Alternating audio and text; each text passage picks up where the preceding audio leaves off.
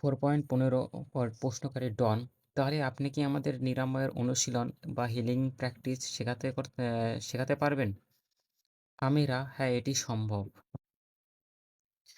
4.6 প্রশ্নকারী ডন। তাহলে আপনি কি আমাদের প্রশিক্ষণ দেবেন? রা, আমরা দেব। 4.17 প্রশ্নকারী ডন। আ এই প্রশিক্ষণ সম্পূর্ণ করতে কত সময় লাগবে বা আপনি আদৌ সে সম্পর্কে কিছু বলতে পারবেন কিনা? সে বিষয়ে আমার কোনো ধারণা নেই। মানে ডন জিজ্ঞেস করছে যে এই আ হিলিং শেখার এইটা যে কত সময় লাগতে পারে সে সম্পর্কে কি আপনি কিছু বলতে পারবেন?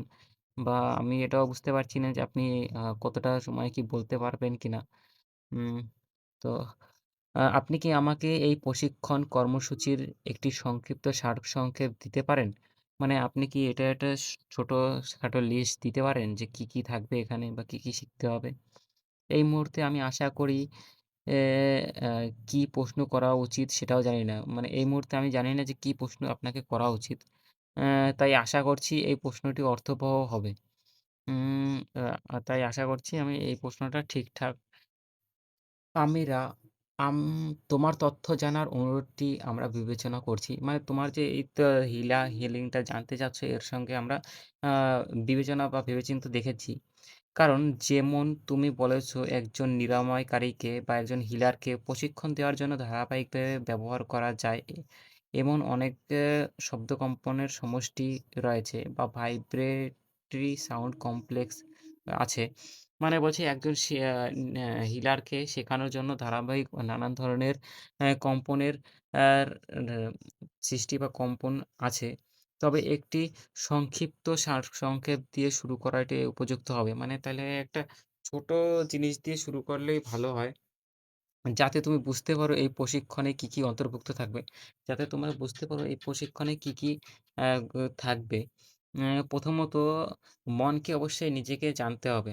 ১ম বলছেন যে তোমাকে অবশ্যই মনকে জানতে হবে, বুঝতে হবে। আ এটি সম্ভবত নিরাময়ের কাজের সবচেয়ে কঠিন অংশ। মনকে জানা, মনকে বোঝা এটি হিলিং এর কাজের ক্ষেত্রে সবচেয়ে গুরুত্বপূর্ণ এবং কঠিন অংশ। আ যদি মন সত্যি নিজেকে জানতে পারে তবে নিরাময়ের সবচেয়ে গুরুত্বপূর্ণ দিক ইতিমধ্যেই সম্পন্ন হয়েছে।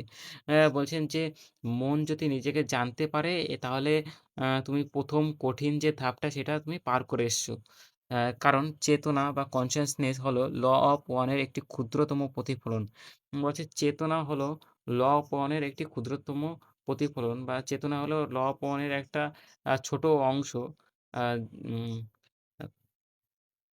২য় অংশ সম্পর্কিত হয় দেহের শৃঙ্খলার সঙ্গে বা বডি কমপ্লেক্স এর সঙ্গে। মানে ২য় সম্পর্ক ১ম সম্পর্ক গেল মনের দিক থেকে, ২য় সম্পর্ক গেল শরীরের দিক থেকে। অ্যা স শরীরের শৃঙ্খলা বা দেহের শৃঙ্খলার সঙ্গে। বর্তমানে তোমাদের গ্রহে যে শক্তি প্রবাহ পৌঁছাচ্ছে তা প্রেক্ষাপটে এই উপলব্ধি বা শৃঙ্খলার মূল বিষয় হলো মানে বর্তমানে যে শক্তি প্রবাহ তোমাদের মা ওখানে পৌঁছাচ্ছে বা পৃথিবীতে পৌঁছাচ্ছে, সেই উপলব্ধি শৃঙ্খলা বিষয় হলো আ দেহের স্বাভাবিক কার্যকলাপ ব্যবহারের ক্ষেত্রে ভালোবাসা ও প্রজ্ঞার মধ্যে ভারসাম্য বজায় রাখা। মানে দেহের ক্ষেত্রে যে কার্যকলাপ যে ভালোবাসা হয় সেগুলো আ ভারসাম্য ঠিকঠাক করে বজায় রাখা। ৩য় অংশ হলো আধ্যাত্মিক বা স্পিরিচুয়াল।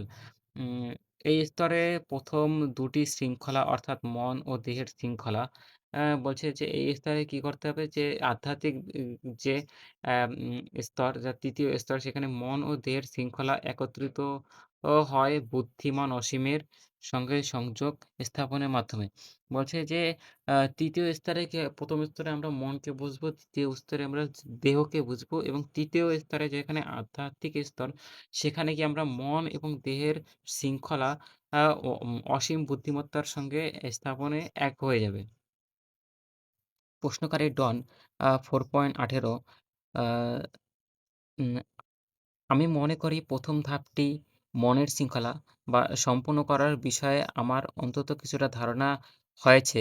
আপনি কি বাকি ধাপগুলো আরো বিস্তারভাবে ব্যাখ্যা করতে পারবেন? কারণ পরের ২ টি ধাপ সম্পর্কে আমার কোনো ধারণা নেই।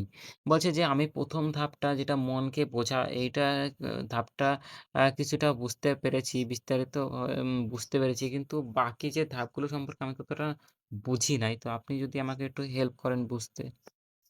আমেরা আ দেহকে কল্পনা করো। তো বলছে ১ম এ দেহকে কল্পনা করো। ১ম এ দেহের স্থূল দিকগুলোকে উপলব্ধি করো। মানে দেহের যে এ উম দেহ যে দেহ যেটা, এটাকে তোমাকে ১ম এ উপলব্ধি করতে হবে, বুঝতে হবে বা তোমাকে এটাকে মেহসুস করতে হবে বা অনুভব করতে হবে। তারপর ধীরে, ধীরে সেই সূক্ষ্মতম আ স্তরে জ্ঞানের দিকে অগ্রসর হও। তারপর বলছে ধীরে, ধীরে তুমি সেই আ সূক্ষ্মতর দেহের ক্ষেত্রে অগ্রসর হও, যেখানে শক্তির পথসমূহ প্রবাহিত হয় এবং দেহকে শক্তি যোগায়। বলছে তুমি ১ম এ দেহকে বোঝো, দেহকে অনুভব করার চেষ্টা করো এবং পরে আস্তে, আস্তে তুমি দেহের যে সূক্ষ্মতর স্তর বা যেখানে তোমার ছোট, ছোট শক্তির স্তরগুলো আছে, অ্যা যেটা সুষুম্নাকাণ্ড বলে। সুষুম্নাকাণ্ডর ক্ষেত্রে যেখানে, যেখানে শক্তির ছোট, ছোট স্তর থাকে, সেই শক্তি স্তরগুলো যেখানে দেহকে শক্তি যোগায়, সেগুলো তুমি বোঝার চেষ্টা করো। বোঝার চেষ্টা করো দেহের সমস্ত স্বাভাবিক কার্যকলাপের স্থূল দেহে সূক্ষ্ম সব ধরনের দিক রয়েছে।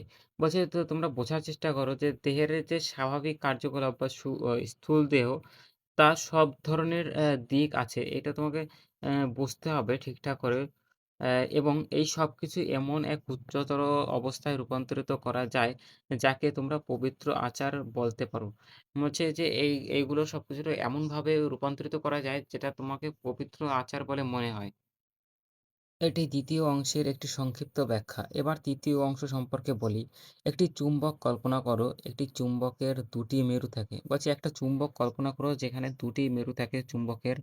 একটি মেরু উপরে পৌঁছায়, আ অন্যটি নিচের দিকে যায়। বলছে চুম্বকের যে একটা পজিটিভ আছে সেটা আম একটি, একটি মেরু উপরের দিকে যায়, আরেকটা মেরু হচ্ছে নিচের দিকে যায়।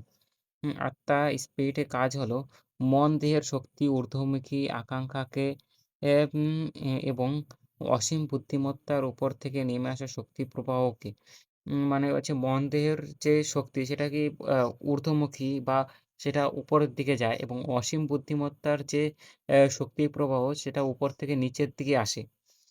একত্রিত বা সম্মিলিত হয়। এই দুটো আ যে শারীরিক যে শক্তি এটা হচ্ছে আ উপরের দিকে ওঠে আর আ অসীম বুদ্ধিমত্তার যে শক্তি সেটা নিচের দিকে আসে। এই দুটো একত্রিত বা সম্মিলিত করা হয়। এটি ৩য় অংশের একটি সংক্ষিপ্ত ব্যাখ্যা। তো ১ম টা আমরা দেখলাম যে ১ম টা বলছেন যে মনকে তোমাকে জানতে হবে, মনকে বুঝতে হবে এবং ২য় টাতে আমরা দেখলাম যে দেহ বা বডি কল্পনা করতে হবে। দেহকে বুঝতে হবে। দেহের যে সূক্ষ্মতর থেকে সূক্ষ্মতর পথ আছে এবং সেখানে যে শক্তি আ অ্যা সংযোগ বা শক্তির যোগান দেয় এমন যে ক্ষুদ্র, ক্ষুদ্র আ স্থূল সূক্ষ্ম, সূক্ষ্ম আ জায়গা আছে সেগুলো তোমাকে বুঝতে হবে। এবং ৩য় পদ্ধতিতে আমরা দেখলাম যে ১ম এ তোমাকে অ্যা যে তোমাকে তোমার শরীর বা এটাকে একটা চুম্বক মেরু হিসাবে দেখতে হবে। আ যেখানে অ্যা প ও অসীম বুদ্ধিমত্তার শক্তি অ্যা উপ উ উপর থেকে নিচের দিকে আসছে এবং তোমার দেহের শক্তি অ্যা উপরের দিকে উঠছে। অ্যা এইটা এ এ উপরের দিকে উঠছে এবং ২ জন একসঙ্গে একত্রিত হচ্ছে বা সম্মিলিত হচ্ছে। এই ৩ টে পদ্ধতি বলেছেন।